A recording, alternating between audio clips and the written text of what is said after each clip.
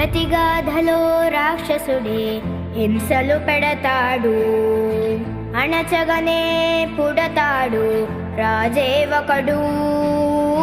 శత్రువునే కడదేర్చే పనిలో మన రాజు, హింసలనే మరిగాడు మంచిని మరిచే.